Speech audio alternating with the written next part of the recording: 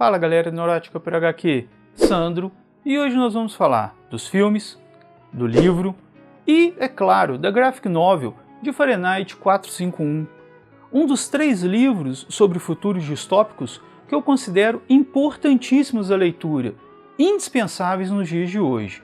Então galera, esconda seus livros e revistas dos bombeiros e vamos nessa!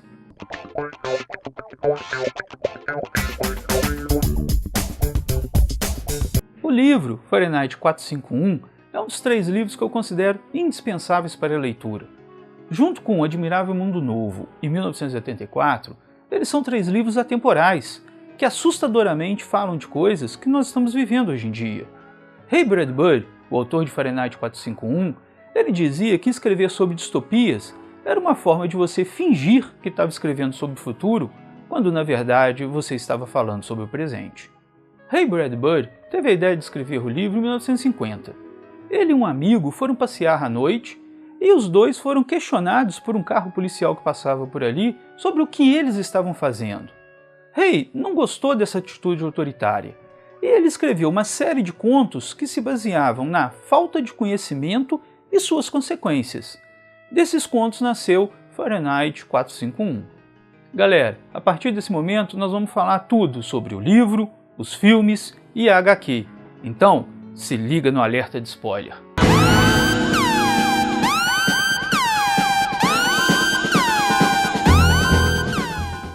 O livro conta a história do bombeiro Montague, que é casado com Mildred, e a sua função é queimar livros. Sim, nesse futuro distópico, os bombeiros queimam livros ao invés de apagar incêndios. O incrível é que o livro não se passa num universo paralelo, ele se passa no nosso futuro. Uma explicação de tudo isso que aconteceu é dada pelo próprio chefe do Montague, Beat, que diz o seguinte: tudo começou com a guerra. Não tínhamos muito o que fazer até a fotografia se popularizar. Aí vieram os filmes, o rádio, a televisão. Em outro momento, Beat compara a vida do homem do século XIX com a acelerada vida do homem do século XX, em que ele diz: tudo se resume ao final rápido e emocionante. Clássicos abreviados para saber numa resenha que se lê em 2 minutos. Clássicos reduzidos a um resumo de 2 minutos. Nessa distopia, a população pede então para o governo para queimar os livros. Olha só que horrível! Não foi uma decisão de um governo totalitário, foi a própria população que pediu para poder exterminar todos os livros. Como nesse futuro as casas são construídas de material anti-chamas, os bombeiros então recebem uma nova função: queimar os livros. É daí que nasce o nome do livro. A temperatura de 451 Fahrenheit é a temperatura em que os livros pegam fogo.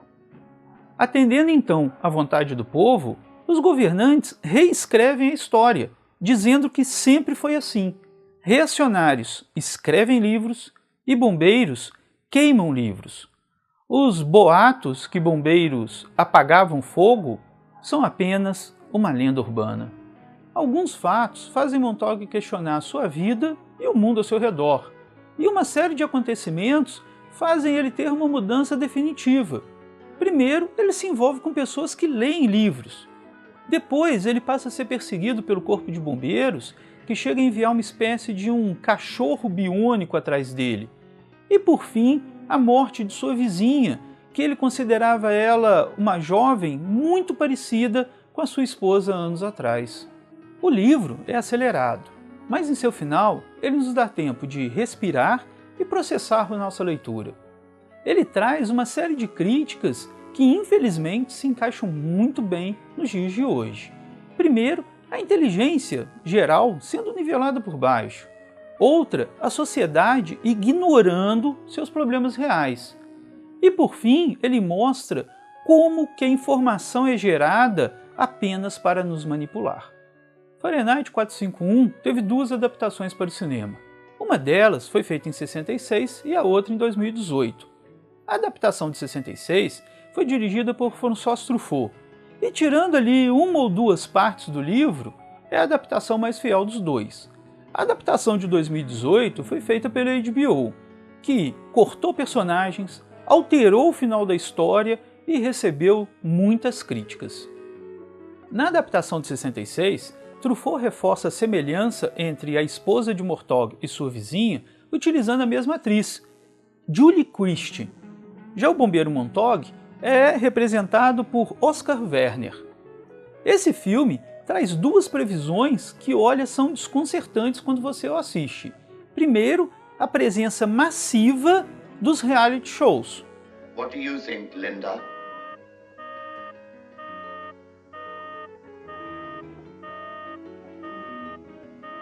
Look, we're here, they're waiting for you. I think that... You see, Linda agrees with me.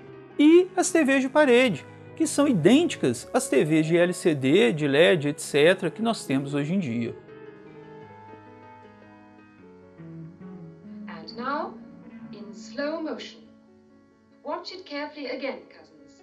A adaptação da HBO fugiu demais do livro.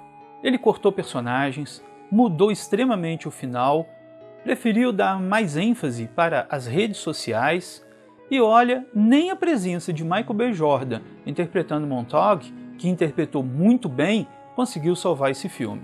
E, finalmente, vamos falar da graphic novel Fahrenheit 451. Ele é um trabalho da editora Globo que foi lançado em 2011.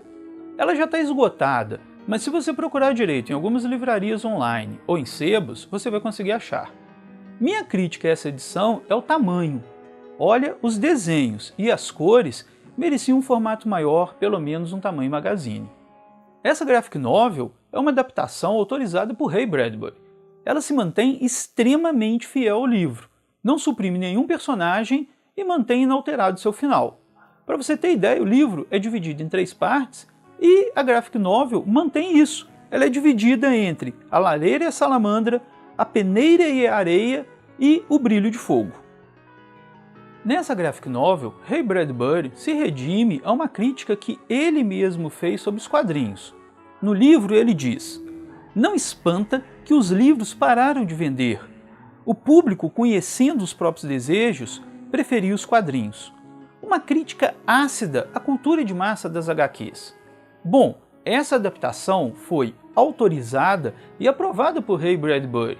Para mim, uma excelente redenção e reconhecendo o poder que a nona arte tem. O roteiro e os desenhos foram adaptados por Tim Hamilton, que é mais conhecido pelo seu trabalho de adaptação do livro A Ilha do Tesouro e os seus trabalhos para DC, Dark Horse e o jornal The New York Times. Tim completamente adapta página por página do livro. Quando eu refiz a leitura do livro junto com a HQ, eu preferi ler os dois em paralelo e, olha, confesso para vocês que eu fiquei muito impressionado. A arte intercala cenas que fogem da diagramação e apresenta muitos tons escuros. Isso representa exatamente os momentos de fuga e sobriedade que apresenta o livro. E qual que é o veredito então? Assista os filmes, leia o livro e, é óbvio, leia a graphic novel.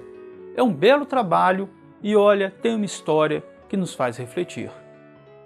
Bom, galera, deixe seus comentários, assine o canal, clique aí no sininho para você receber as nossas notificações, compartilhe o vídeo aí nas suas redes sociais e fui muito preocupado porque a temperatura que queima livros é a mesma temperatura que queima quadrinhos.